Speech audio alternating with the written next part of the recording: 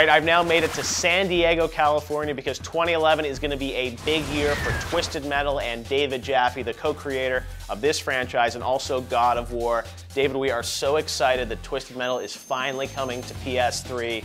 We are going to get to find out the backstory of this crazy killer, Sweet Tooth, who's an ice cream selling clown, right? Well, you know what? Yeah, you are going to get to find out a lot about him and a lot of the history of the whole Twisted Metal universe. In terms of him being an ice cream selling clown, I will just say this: there was about 6 months ago, my nights were spent designing what his logo was like that went on his truck. So yes, we absolutely deal with why is he driving an ice cream truck and what is that about, and sort of how he went insane and his first murders and who he killed and why. And it's pretty good. It's like a little epic Twisted Metal mini series. We're all very excited and proud to kind of bring that world to a lot more fans of the series and a lot new fans, hopefully. Now, Twisted Metal has been around for, it was like 15, 16 years since the first one. This is one of the classic PlayStation franchises. Yeah, it's the longest running PlayStation franchise.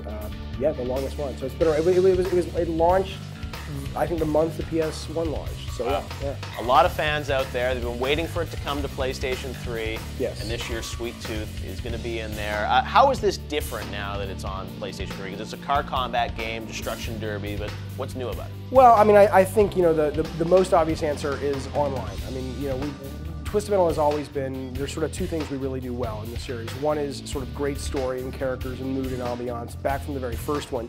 It's just kind of a cool world that a lot of fans really like, and so that's absolutely back in the single player. We've got some amazing live action stories and some really cool twists, and I would say this is the best playing and the best sort of story of Twisted Metal ever, to the point that it's like we know a lot of fans are going to come to it new that have never played a Twisted Metal before, and I think they're going to go, holy cow, this world is just sick and creative, and it's kind of like a cross between like you know, Twilight Zone and Marilyn Manson and just these great nightmares that are also a lot of fun. So on the one-player side, I think it's going to be blast. And on the multiplayer side, local split screen. We've got online up to 16 players. We've got split screen online. We've got online co-op. But the biggest thing is Twisted Metal has always been to us like a fighting game with vehicles. And so a lot of people just see the surface of Twisted Metal and they say, oh, it's noisy and it's brash and it's loud and it's arcadey, and that's all absolutely true. At the surface level, it's get in and have a great time.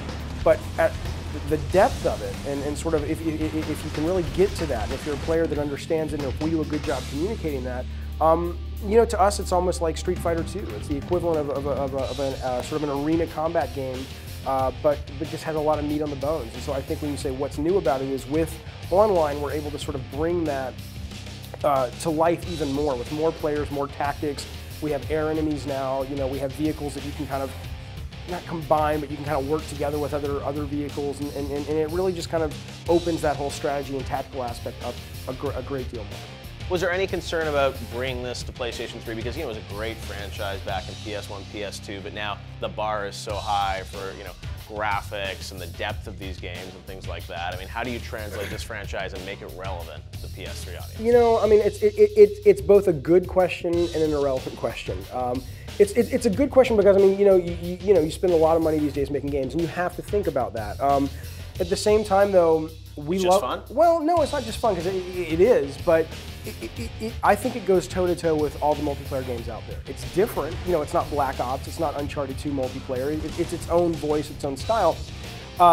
So but I think it can stand toe-to-toe in terms of the fun factor of it. And so, in terms of the relevancy, I think what I love about this game is that everything doesn't have to be, I mean, look, I came from God of War, right? I love story-based games, I love character-based games. Everything doesn't have to be an epic cinematic experience. Games can also be tactical and deep and fun and take you years to get the depth and understanding of it. So, well, you get a lot more value to that sometimes too, so you can keep playing it again and again. There's substantially more value to it. If you're a Twisted Metal fan, this game is going to keep you entertained, I will say, for years, because there are things that we haven't announced yet that I think fans will be able to just. In 2013, people will be saying there will be a group of fans, absolutely. Now, look, whether it's 500 or whether it's 5 million, look, if it's 500, it's a fucking great party, but it's exclusive. I'd love it to be 5 million. But even if it's 500, that's why you're on the show here, to tell people why it's going to be well, I don't even care about that, though. I don't even care about that. It's not. Don't get me wrong. I want to hit. We all want to hit. I'd love to sell millions of copies. It'd be awesome. But to me, I'm such a fan of this, and I'm such a believer in this. I don't care. So I'll go online and I'll see people say like, oh, you know, where's the cinematic cameras? And it's like, fuck you, man. It's like this is real to us. This means a lot. This game is fun. We're not idiots. We understand where the bar is when it comes to certain kinds of games, but there is no bar. The bar never lowers or raises on fun. Fun is just fun. Depth and tactics and strategy is just fun. And so it's like, you know, I get it. I mean, I get that what people are saying sometimes, but it's like, you know what, man? If you don't get it, don't fucking play it. But for us who love it, this game is gonna it's the best Twisted Metal we've ever made. Awesome. It does look like a lot of fun, and tonight we're showing off some new vehicles. You've got one Axle, which is very cool. Any of the characters can be in this, and it's 2 treads, right? It's 2 giant tires, and basically the guy's sandwiched in between them with his arms kind of outstretched. And what Street legal? Who knows? I mean, that's what's fun about Twisted Metal is it's kind of like there is kind of there's always been sort of a kind of an anti-authority. Well, you say absurdity. Your absurdity is my anti-authority movement. You know, so to me, it's kind of like, you know, it's a little crazy and comic booky, but it's still really kind of, you know, fun. And so yeah, so I mean, what I love about this and what we were talking about earlier is sort of the depth and tactics. Is if you're just kind of a surface player, you know, this guy is great. He can kind of sandwich in, and he becomes this huge war wheel with spikes, and he can kind of run over anybody like with a monster an RPG truck. in his Well, no, when he sandwiches in, he's just like a big freaking, you know, monster truck Oreo cookie that can roll just, over guys. Yeah. But what's great is we also have like a mode called Nuke. We have a couple of other team-based modes. His secondary attack, where he kind of sandwiches in and then boom, and comes out and it sends out this huge shockwave and knocks everybody back. So let's say you're on the team and you're playing Axel, and your buddy's trying to launch the nuclear missile into the enemy statue, and it takes about 15 seconds to hack it to launch it. You bring Axel in there, you know, and he can basically do a shockwave and knock everybody out that's trying to stop you from launching the missile. Right. But on the flip side, I'm like, oh shit, the offense has Axel. So let me go in with a vehicle that I know can kind of ram Axel and do a lot of damage to him. So there is this level of, you know, complexity and depth. The rock, paper, scissors is what we're trying to figure out. But it's in a really fast pace, at like, you know, 200 miles an hour with machine guns and flamethrowers. So to me, that combination is really, really fun. What's the most absurd, as I would say, most absurd vehicle and combination you have of vehicle and weapon in this game? Well, you're not going to see in Black Ops. You're not going to see anywhere else. Well, I mean, you know, my favorite. I mean, there's a lot of those. You know, my favorite. We have an ambulance that launches the patient out of the back of the ambulance, and he's got TNT strapped to him, and there's a timer on his chest, and you're actually controlling the dude on the gurney, handcuffed to the gurney, and he's like screaming, and you can kind of steer him into an enemy. Now, what's great again is that you got that surface, which I love, right?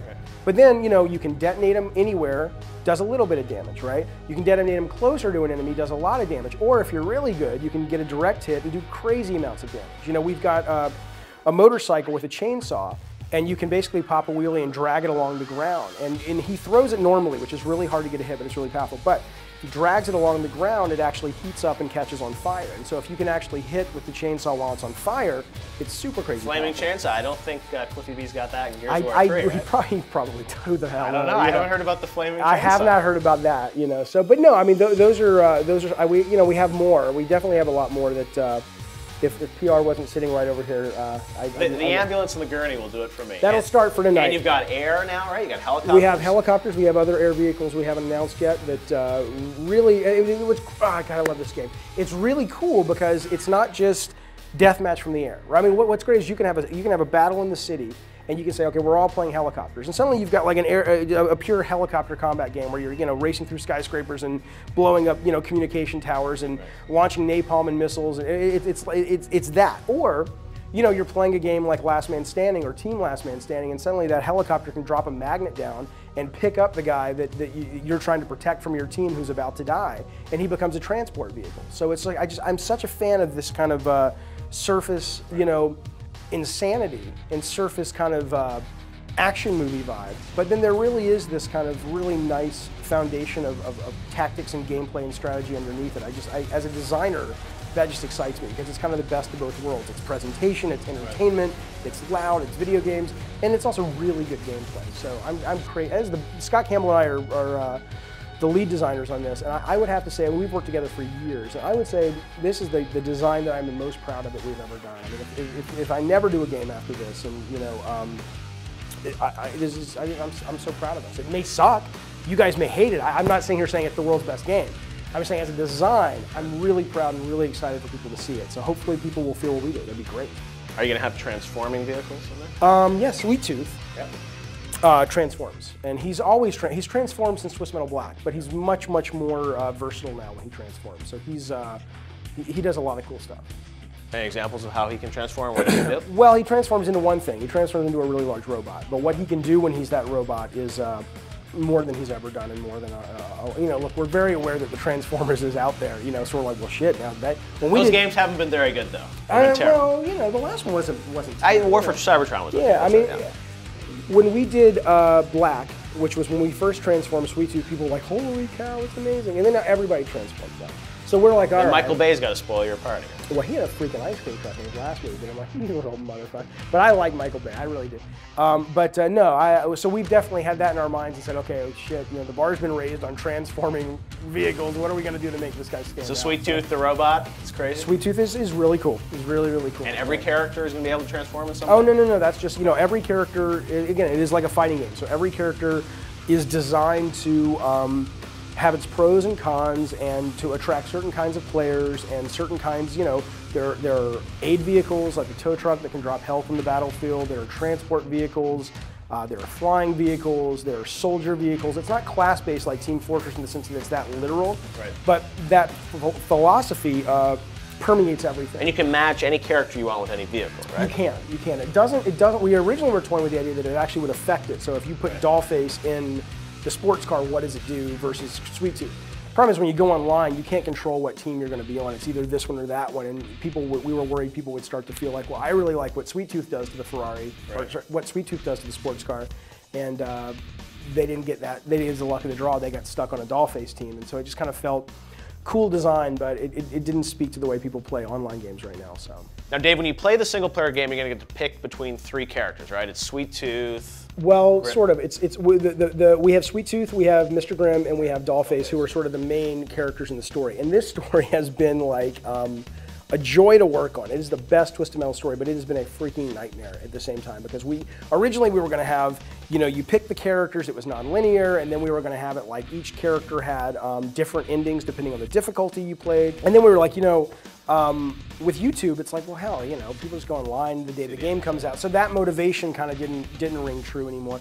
And so basically after all, and we've done the shoots, we're doing reshoots, it's a freaking nightmare. But it's finally starting to come together in the sense that the look, we're really excited about the look. They look really creepy and cool. Oh, we're showing a little footage tonight. I hope, yeah. And so, and we finally came up with a way to tie them all together into a singular story. And so now I look at it and I say, you know, this is sort of the ultimate Twisted Metal story. It's like if you've never heard of Twisted Metal or if you've been a longtime fan, this really explains all kinds of cool things in terms of, you know, the origin of Sweet Tooth, who is Calypso, who are his enemies, where could this series go from a pure story-based standpoint. I'm crazy excited to see. So who am I playing as? Well, you play all the characters. You play as Sweet Tooth, you play as Dollface, you play as Mr. Grimm. Those are the main characters that you play as. And they all have their own unique campaigns. So you don't necessarily pick, so you don't pick which character and which level. You're going through a singular sort of almost like a Metal Gear Solid, like kind of a linear story from beginning to end. Never thought you'd compare Metal Gear Solid to Twisted Metal. In terms of, I'll tell you what, in terms Please don't make the cutscenes that long. No. But in terms, I will say, in terms of the, and I'm a huge Metal Gear fan, right? But I would say in terms of the kind of over-the-top, operatic, just almost like, you know, just arena rock kind of sensibilities of Metal Gear and Twisted Metal and God of War, I think there's a real similar thread there because it's almost like it's like a little kid's imagination just actually with a lot of money spent to bring it to life. I'm not saying that Metal Gear doesn't get into a lot of depth about nuclear war and all that, but there is this sense of, wow, it's really fucking cool to be this cool spy. And so here, this is kind of like, this is you know, this is the doodles in our notebooks in junior high kind of come to life is kind of the way I always talk about it. But well, it sounds big. I mean, you've got these, you know, live action sort of augmented CG cutscenes. This is the definitive Twisted Metal. It is the one I am most proud of. It is, it's my baby, man. I mean, it's Scott's baby. It's the whole team. I mean, we've all birthed it, and it's been fucking painful. But it's going to be a little scandalous. It sounds like Sweet Tooth is going to talk about the one that got away, the first girl he was going to kill. He was trying. His whole story is, we learn about him and how he became who he is, and the night he committed his first murders, there was one girl who got away, and he's basically spent the last 10 years becoming kind of the most notorious, you know, if you can call a serial killer successful. sort of successful slasher ever, but there's always that one girl that he just couldn't kill. And so he's entered the Twisted Metal competition in hopes that Calypso, who runs this whole thing, will basically say, look, you've won my prizes, take me to where she is, because I want to kill her. And so that whole... to kill her? Well, you'll see. That whole story, it's we go into the whole... pretty twisted. We go into the whole Sweet Tooth history. It's pretty cool. Pretty cool. Yeah. Well, we cannot wait to play. It's coming out later in 2011. I know we're really excited. You're going to be back on the show quite a bit this year. You've got your new segment coming. Yes, they tell me I get to have a segment. So we're looking forward to that. We can't have enough Jaffe on GTTV. I'm appreciative, and I'm appreciative of your fans for always watching. And so thank you, and thank you. And absolutely. But we'll see more Twisted Metal later in 2011. Light 'em up.